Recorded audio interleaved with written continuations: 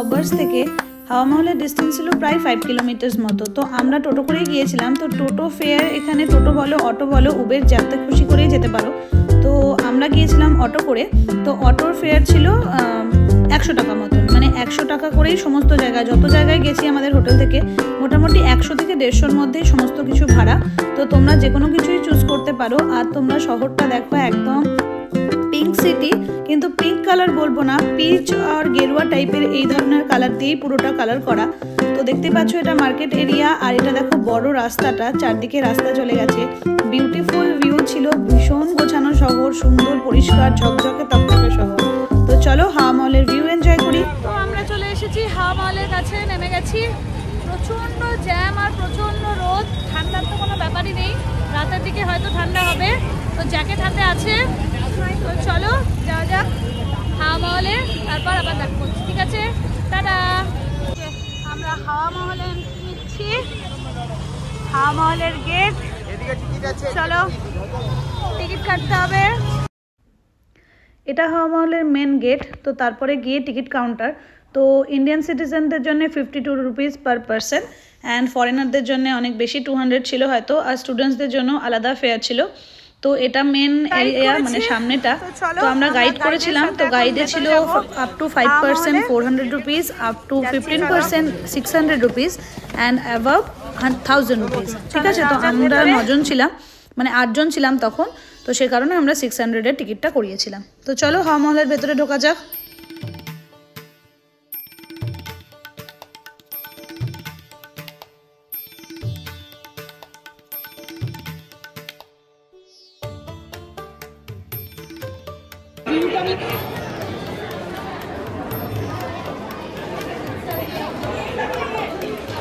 (1799 সালে মহারাজা সাওয়াই প্রতাপ সিং এই হাওয়া মহলের নির্মাণ করিয়েছিলেন ক্ষেত্রীয় মহলের অন্যান্য কাঠামোর দ্বারা অনুপ্রাণিত হয়ে।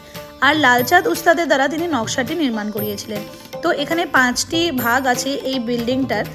তো 953টি ছোট ছোট দরজার একটি মৌচাকের মতন জিনিস দিয়ে তৈরি। দেখতেই পাচ্ছ ছোট ছোট জালি আছে, তো যেটাকে জোরোখাস বলে, এখানে জোরোখাস বলে পরিচিত এটা। তো এই মহলের নির্মাণই হয়েছিল মূলত নারীদের জন্যে, মানে যেহেতু তখনকার দিনে কঠোর পর্দা প্রথা ছিল। তো এখানকার নারীরা, রানী যারা থাকতো, আরও সব যে কোনো মহিলারা থাকতেন, তাদের পক্ষে বাইরে গিয়ে কোনো উৎসব অনুষ্ঠান পালন করা সম্ভব হতো না। তো যে কোনো ছোটোখাটো অনুষ্ঠান, পূজা পার্বণ, ব্রত, সমস্ত কিছু উৎসব এই মহলেই করা হতো। তো এখানে জনসাধারণের কোনো প্রবেশ ছিল না, এখানে নারীরাই সমস্ত অনুষ্ঠান উদযাপন করতেন।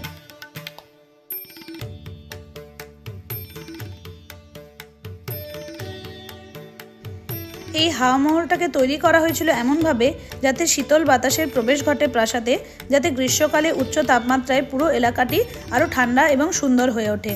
অনেক মানুষই রাস্তা থেকে দৃশ্যটাকে হাওয়া মহলকে দেখে আর মনে করে যে এটা প্রাসাদের সামনের দিক, কিন্তু বাস্তবিকে এটা কাঠামোর পেছনের অংশ।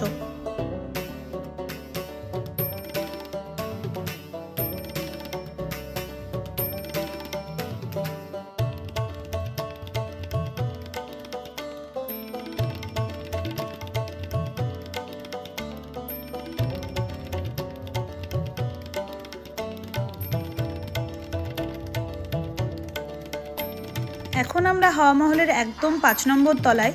তো সেখান থেকে পুরো সিটিটাই দেখতে পাওয়া যায়। দেখতেই পাচ্ছ সামনে যে পাহাড়টা, আরাবল্লী পর্বতের ওপরে এটা হচ্ছে নাহারগড় ফোর্ট। তো এখান থেকে স্পষ্ট দেখতে পাওয়া যাচ্ছিলো, মানে সব জায়গাতেই আমরা যতগুলো পাহাড়, মানে দুর্গগুলোতে, ফোর্টগুলোতে গেলাম, তো সেখান থেকে সবটাই পুরো ভিউ দেখতে পাওয়া যায়। তো এটা হচ্ছে পুরো পিঙ্ক সিটি জয়পুর।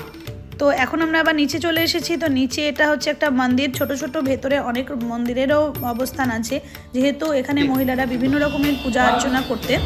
তো সেক্ষেত্রে অনেক মন্দিরও এখানে আছে।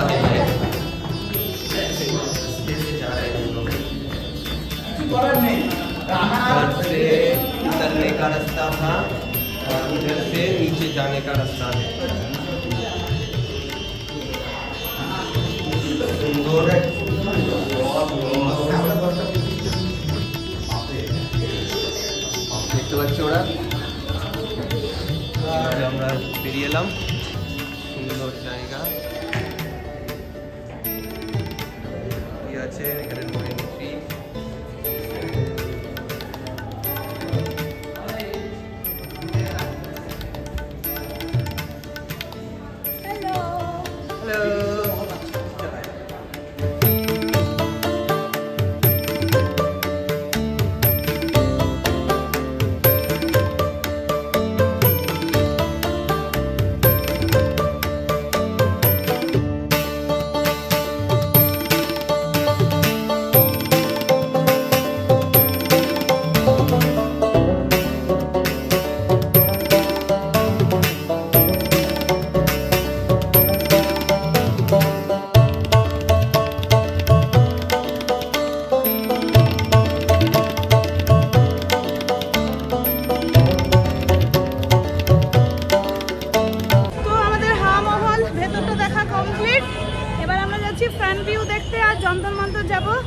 তো চলো যাওয়া যাক, ফ্রন্ট ভিউ দেখি। ওখান থেকে টোটো করে যেতে হবে, তারপর যাবো যন্তর মন্তর। অনেক হিস্ট্রি শুনলাম, অনেক ছবি তুলেছি, ভিডিও তো করেইছি, সবটাই তোমরা দেখতে পাবে।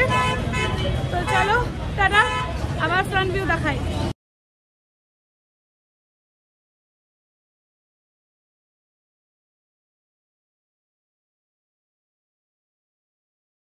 তো আমরা এখন একটু চা খাবো, বাইরে বেরিয়ে এসেছি। এই যে অল রাজস্থান শিল্প গ্রামোদ্যোগ, এটার মধ্যে গিয়েছিলাম আমরা।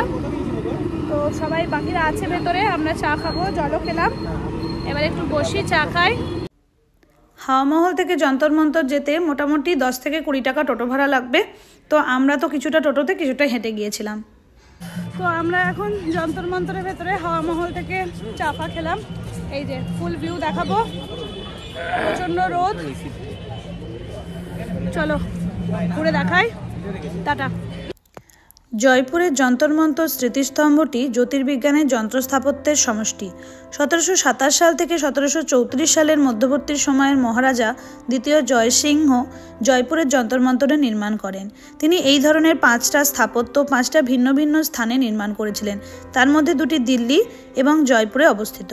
জয়পুর মানমন্দিরটি ছিল বৃহত্তম এবং এখানে তিনি 20টি স্থায়ী যন্ত্র স্থাপন করেছিলেন।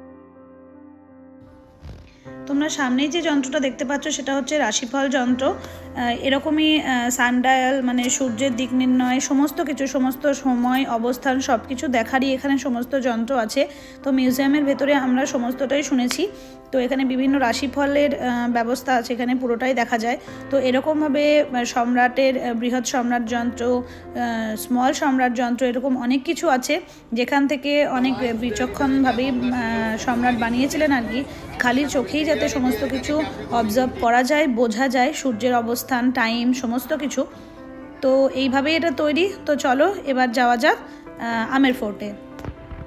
তো আমাদের মোটামুটি যন্তর মন্তর ঘোরা কমপ্লিট। খুব সুন্দর, পুরোটাই সায়েন্স দিয়ে বানানো। মোটামুটি সবটাই দেখেছি, মোটামুটি ক্যাপচার করার চেষ্টা করেছি। দেখো এই দিক দিয়ে দেখা যাচ্ছে হাওয়া মহল, ওই দেখো ওইটা হচ্ছে হাওয়া মহল, আর এইদিকে হচ্ছে নাহারগড় ফোর্ট, এখানে এইটার মাথাতে। তো নাহারগড় ফোর্টের তো একদম দিওয়ানি হয়ে গেছি আমার, তো যেদিকে যাচ্ছি সেদিকেই নাহারগড় ফোর্টই দেখতে পাওয়া যাচ্ছে। It's beautiful. তো চলো দেখি, সমস্তটাই এখানে যত যন্ত্রই বানানো আছে এগুলো। এটা হচ্ছে রাশি বলয়, পুরোটা 12টা রাশি আছে এখানে, এরকমভাবে সবটাই। তো সবটাই ভিডিওতে ক্যাপচার করেছি। ভেতরে একটা শো হয়েছে মিউজিয়ামের ভেতরে, তো সেটাতে ভিডিও অ্যালাউ ছিল না, তো ওটা কানে শুনেছি। তো চলো এবার লাঞ্চ খেতে যাব, টিঙ্কুও চলে এসেছে। তো টাটা।